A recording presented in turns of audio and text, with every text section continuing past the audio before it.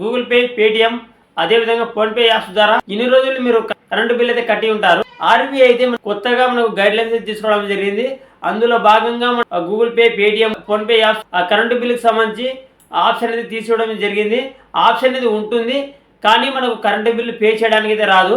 Okay friends, మనం ఏ విధంగా pay చేయాలి కరెంటు బిల్లు, ఫోన్పే యాప్, అదేవిధంగా గూగుల్ పే, అదేవిధంగా ఇదే యాప్స్ యూజ్ చేసి మనం అయితే కరెంటు బిల్ అయితే పే చేసుకోవచ్చు.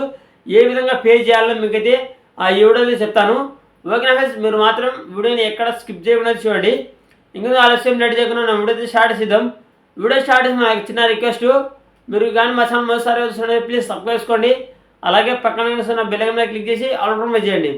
అలాగే వీడియో తప్పకుండా లైక్ చేయండి. ఇంకా ఆలస్యం రెడీ చేయకుండా నా వీడియోకి వెళ్ళిపోదాం. ఫ్రెండ్స్, ఇప్పుడైతే మనం కరెంటు బిల్కి సంబంధించి యూపీఐ యాప్స్లలో కాకుండా డైరెక్ట్గా మనం గవర్నమెంట్ యాప్లోనే మనం అయితే కరెంటు బిల్ అయితే పే చేయాల్సి అయితే ఉంటుంది. ఫ్రెండ్స్, ఇక్కడ స్క్రీన్ మీద కనిపిస్తున్న జిల్లాలలో మీరు కానీ ఉంటే మీరైతే ఏపీ ఎస్పీడీసీఎల్ వెబ్సైట్ యూజ్ చేసి మీరు కరెంటు బిల్ అయితే పే అయితే చేసుకోవాల్సి ఉంటుంది. ఓకే, దీనికి సంబంధించి ఫర్దర్గా వీడియో అయితే చేస్తాను ఖచ్చితంగా. అదేవిధంగా మీరు ఏపీ ఈపీడీసీఎల్కి సంబంధించి ఇక్కడ స్క్రీన్ మీద కనిపిస్తున్న డిస్టిక్లలో మీరు కానీ ఉంటే మీరైతే ఏపీ ఈపీడీసీఎల్ యాప్ అనేది మీరు యూజ్ చేసి కరెంటు బిల్ అయితే పే చేసుకోవాల్సి ఉంటుంది. ఇక్కడ స్క్రీన్ మీద కనిపిస్తున్న డిస్టిక్లో మీరు ఉంటే మీరైతే సెంట్రల్ పవర్కి సంబంధించి మీరైతే కరెంట్ అయితే యూజ్ చేస్తున్నట్టు. అంటే ఇక్కడ స్క్రీన్ మీద ఏపీ సిపిడిసిఎల్కి సంబంధించి ఏపీ సిపిడిసిఎల్కి సంబంధించి యాప్ మీరు ఇన్స్టాల్ చేసుకొని ఆ యాప్ ద్వారా మీరైతే కరెంటు బిల్ అయితే పే చేసుకోవచ్చు. మీకు కరెంటు బిల్లో మీకు పైన ఉంటుంది, మీరు సౌత్కి సంబంధించా లేదా ఈస్ట్కి సంబంధించా లేదా మీరు సెంట్రల్ పవర్ యూజ్ చేస్తున్నారా అనేది మీకు పైన అయితే ఉంటుంది. మీరు అది చూసుకొని మీరు ఏ యాప్ ఇన్స్టాల్ చేసుకోవాలో మీరు ఆ యాప్స్ అయితే మీరైతే ఇన్స్టాల్ చేసుకొని ఆ యాప్ ద్వారా మీరైతే కరెంటు బిల్ అయితే పే చేసుకోవచ్చు.